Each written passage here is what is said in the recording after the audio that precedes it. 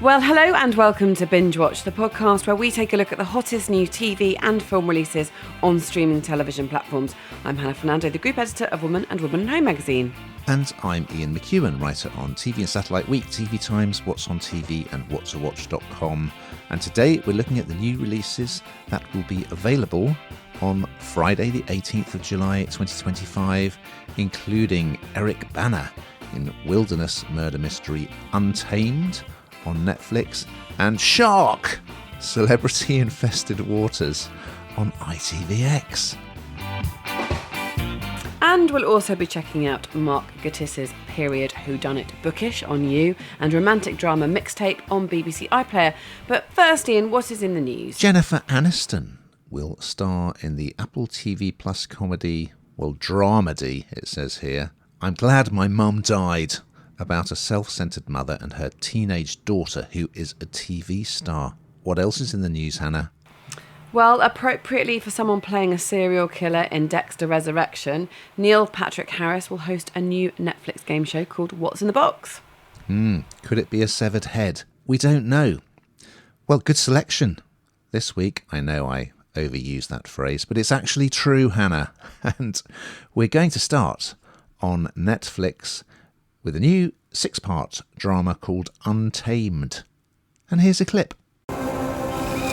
People come here to explore, see maybe 10% of the park.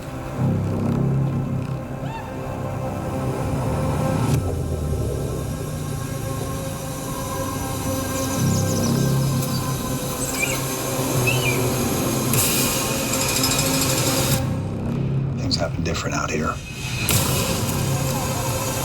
So this stars Eric Bana, who's done all sorts of things, hasn't he? From The Incredible Hulk to Troy. And it's set in Yosemite National Park in California. And he plays Federal Agent Kyle. And literally the jumping off point is when someone falls from a promontory and is found dead. And it's suspected that it's a suicide, but he thinks otherwise, okay? Now, his character, I love this character, Kyle Turner. He's a bit like Matthew Good's character in Department Q, in that all his colleagues really hate him, and he's just really difficult and rude and arrogant. They're quite similar in some ways. And Banner is great in this. It's good to see him playing this kind of character. He lives in this sort of cabin in the park, which is a complete mess. He goes around on horseback. And of course, Hannah, with so many troubled detective types, he's got a complex backstory, which is going to unfold. You've got Sam Neill, veteran actor Sam Neill of Jurassic Park fame and so many other things. Well, he plays the head park ranger, who is sort of a mentor and friend.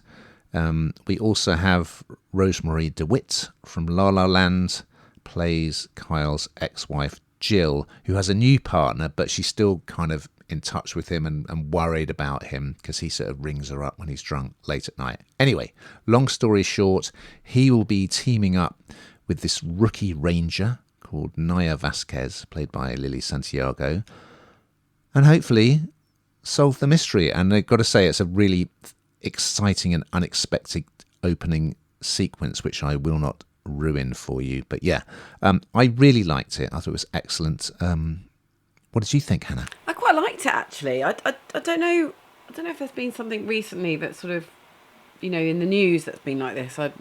My brain, now some holidays, is completely already fried. But I don't know. It feels like it's really credible. You know, the idea that someone could fall. It's an accident, right? It seems like an accident, but actually, as you say, you know, they want to uncover the real cause of the death, and of course, that's when the interest really starts. And I think, I don't know, I was hooked quite quickly. As you say, that kind of opening sequence is pretty exciting. You feel on a journey and a quest for, I suppose, justice. And it's not something I think I'd necessarily have gone to, actually, something like this. I don't think I've gone, yeah, actually, this is something that I really want to watch. But I've enjoyed what I've seen so far. Yes, funnily enough, it slightly reminded me of Jaws, which has been very much in the news, because in that, the authorities don't want to say there's been a shark attack because that's bad for tourism. And in this, people don't want to say there's been a murder in the park because that will frighten off the tourists. Anyway, speaking of sharks, over on ITVX, we have Shark, Celebrity Infested Waters. And here's a clip. Jaws made us all think that you get in the water and there's a shark a mile away and it's going to come and eat you. Nothing could be further than the truth. 7 novice celebrities. 3 shark experts. And some of the biggest, most frightening, majestic creatures on the planet. Drama. Adventure. Genuine tears. Genuine emotion. I want to come out! I want to come out! Want to come out? Please! Yes, well, this was the right one to give me to review, wasn't it, Ian? Because celebrities in shark-infested waters, I can't think of anything better myself. Where are the right celebrities in those waters? I'll leave you to decide on that one. But we've got Sir Lenny Henry in there, Lucy Punch, Helen George, Dougie Poynter from McFly fame, Ross Noble, Aid Adepitan, and Rachel Riley, of course, from Countdown. And it's just another take on another reality show. So it's been 50 years since Jaws was on, so I think this is kind of like, you know, a clear nod to that. And these celebrities, and they're not the only celebrities or non-celebrities, that are absolutely terrified of sharks. So guess what they're going to do? They're going to put them in those shark-infested waters. It feels like a real ITV production, this one. It kind of reminds me a little bit of I'm a Celebrity, Get Me Out of Here, pushing people in the public eye really out of their comfort zone. And when you are scared, you tend to act up. And I think that there's a lot of personas that people create, isn't there? A public profile. And that's the beauty of something like I'm a Celebrity, Get Me Out of Here. That's sort of the beauty of this, really, is that you're pushing someone well out of their comfort zone and seeing a different side to them that you don't normally see. So performers, confident, you know, out there seemingly. And in this, of course, you know, there they are doing something that they're absolutely terrified of doing. And I mean, the backdrop is absolutely beautiful to be in shark-infested waters. They're pretty clear and sort of that kind of aquamarine blue, and just look absolutely beautiful. But you can just see, and of course the editing is absolutely perfect on this. You know, the sharks all swimming at the top of the water, and they've got to go in there, and it really does. It really does push boundaries. It's a bit silly. It's.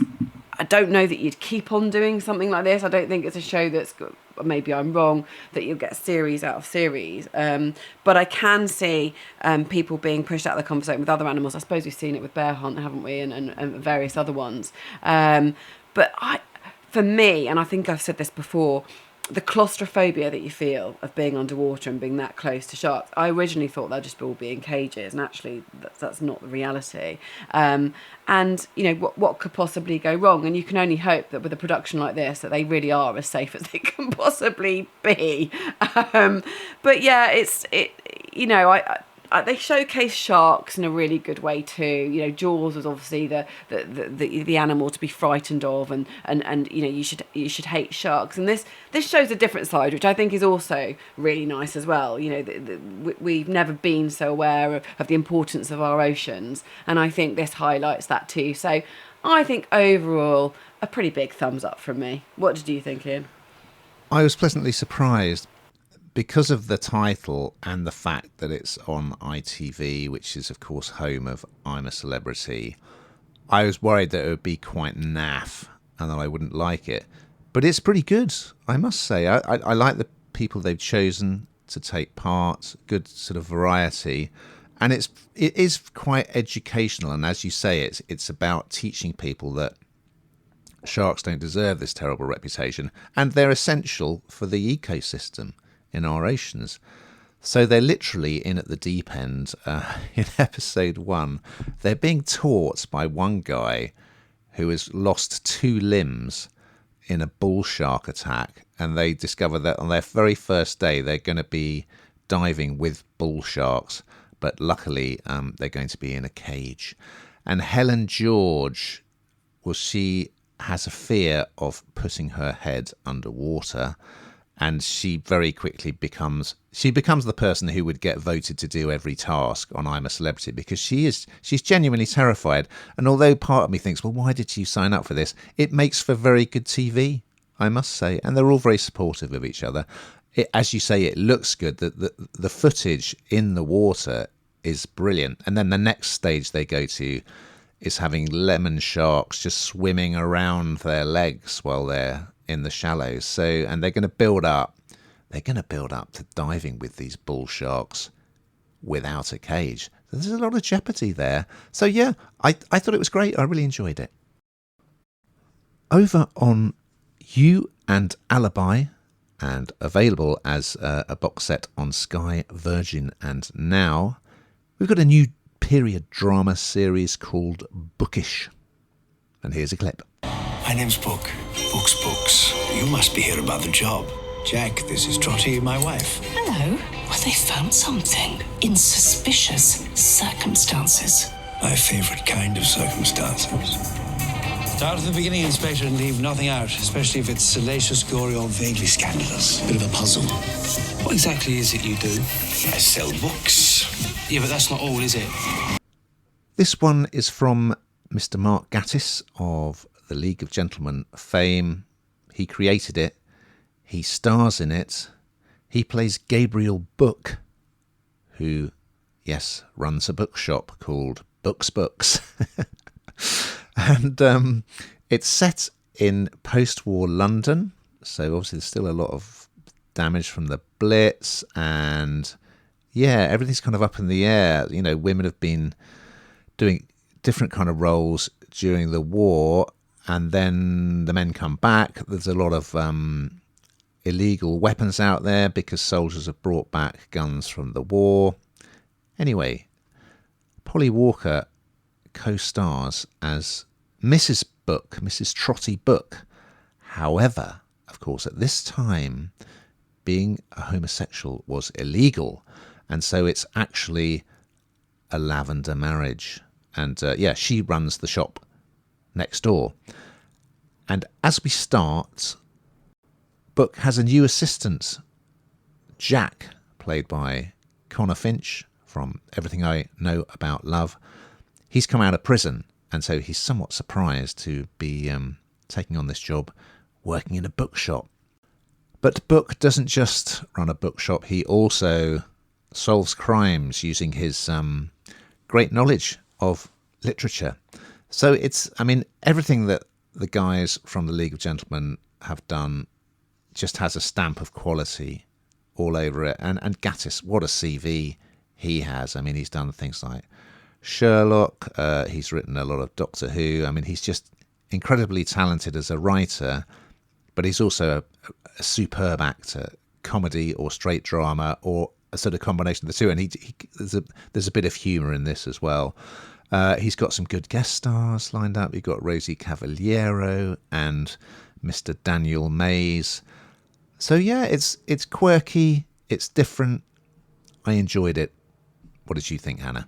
I think it's really lovely, actually. You talk about this kind of this relationship, this very unconventional marriage, and that's the bit that hooked me really, and the kind of the close relationship that they knowingly have, because, as you say, being gay wasn't legal at that point, and that alone, I think that storyline alone is really interesting. Then add into it, the whole kind of solving these complex cases and what have you, just adds to it. But which means it's multi-leveled. There's just more and more. It's the gift that keeps on giving in many ways. So it's just not one-dimensional. And I think that's really important, as you say. The people producing this and making this. You would expect no less, really, would you? And there aren't any really chinks in the armour. Sometimes I think that when there's a script, there's just too much going on. There's a lot going on here, but you're invested in every single part of it. So, again, not necessarily something that I'd be drawn to, but I think is absolutely brilliant. Yeah, and I should add, there's a couple of good police officers in this. You've got Inspector Bliss. It's a bit similar to Sherlock. You should kind of get involved in police investigations because of his expertise. That's what happens with Book. Inspector Bliss, played by Elliot Levy, and Blake Harrison from The Inbetweeners, plays Sergeant Morris, who finds Book rather annoying. And yes, the first, it's a sort of double case. So in a bomb site, lots of skeletons are discovered, and Book is called to the scene to give his views.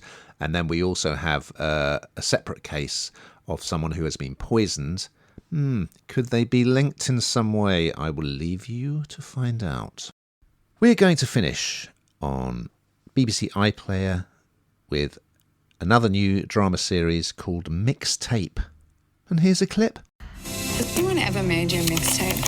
A collection of songs that remind someone of you? Something to play, yeah? The only thing I care about is you. Look here. Jump change.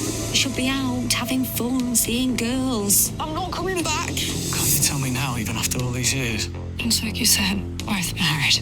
You never forget the boy who makes you your first mixtape.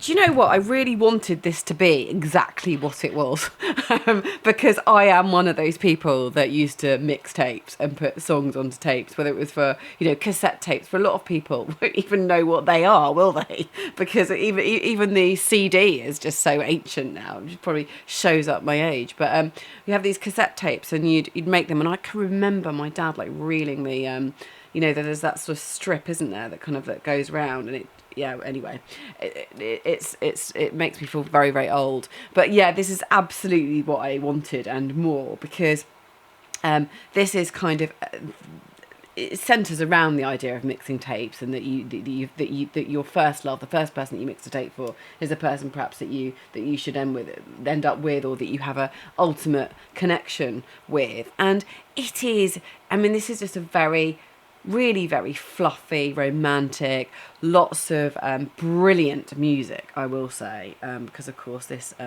goes back in time. So you can see at the very beginning a couple in their early years who made tapes for each other, and then as fate would have it, they bring them back together, or their paths cross in the future. So you get sort of the early days with two different actors, and then the latterly with older actors. And the two timelines, quite often I find timelines a bit like, oh God, I've got to really concentrate here.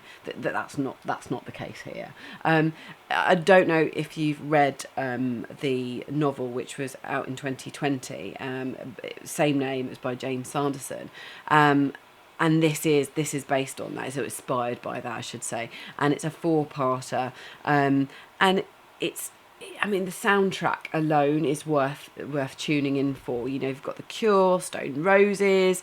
It just absolutely gets you going. I love music, so it really works for me. But also underlying that is this kind of, fairly ridiculous love story. And can they end up together? But I think it will be a big hit with people. I think people will really, really like it. And I certainly did. It's light entertainment, I would say, Ian. What did you think?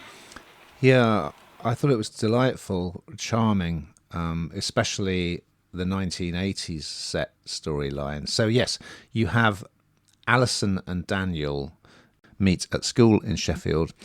They bond over their love of music, but they're not destined to stay together, because we then meet them as adults, and they're played as adults by Teresa Palmer and Jim Sturgess. Daniel finds Alison, who's now a successful writer, and he's a journalist. He sees something about her latest book. He looks her up on Facebook. He sends a friend request. And part of me was thinking, this is a really bad idea, because it's going to drop a bomb into both of their lives. And also she now lives in Australia. And they've both hooked up with partners who clearly are not the perfect fit for them. And it's this idea, this kind of yearning of what if. And we find out that Alison actually has as a child, has quite a complex home life, and there's some tragedy that will play out. So yeah, I think it's really well done. Really good. And I don't think people are necessarily going to be thinking, yes, you have to get back together. They might be thinking, this is a bad idea. But anyway, fantastic soundtrack. And yeah, the young actors who play them as teens, I just think they were so naturalistic and convincing. I was really impressed. And that's what really gives this story heart. So, yeah, recommended. Well, we've got to that time, Hannah, where we find out what the hell you've been binge watching. Well, interestingly, because of course the Gallagher brothers are on tour, hamming it up and being friends all over again. So mad for it. Have it. I don't know if you've got tickets, Ian, whether you're in that queue, whether you're willing to spend your life savings. But I'm watching Once in a Lifetime Sessions with Noel Gallagher. He takes you back. I mean, it's obviously on for this reason. There's a massive interest in Oasis at the moment, and kind of takes you back through the years of his kind of recording. If you like Oasis, you'll like this. And Supersonic, the Oasis documentary, by the way, is available on iPlayer, and a jolly good watch. Well, for my part, I've really got into this anthology documentary series called Trainwreck that we've talked about a lot, Hannah, and the latest one is called Balloon Boy, and it's about this crazy American family man who he builds a sort of, it looks like a big flying saucer, and it's inflated by helium. And it drifts off into the sky, and they think his youngest son is inside. So that just goes crazy on the American news networks. Anyway, see how it pans out. It's pretty interesting. Now, we've just got time. Oh, but that's on Netflix, by the way. Sorry. We've just got time to look ahead to next week's offerings. It's another good week. So what's on the agenda, Brenda? Well, Keely Hawes and Freddie Highmore play a contract killer and her son in a new Netflix thriller called The Assassin. Yes, very good, that one. I've watched episode 1. And Tom Basden's delightful family sitcom, Here We Go, with Basden and Catherine Parkinson and fantastic Alison Steadman and Jim Howick, of course, returns on BBC iPlayer. So looking forward to that and much, much more. But in the meantime, dear listeners, keep watching.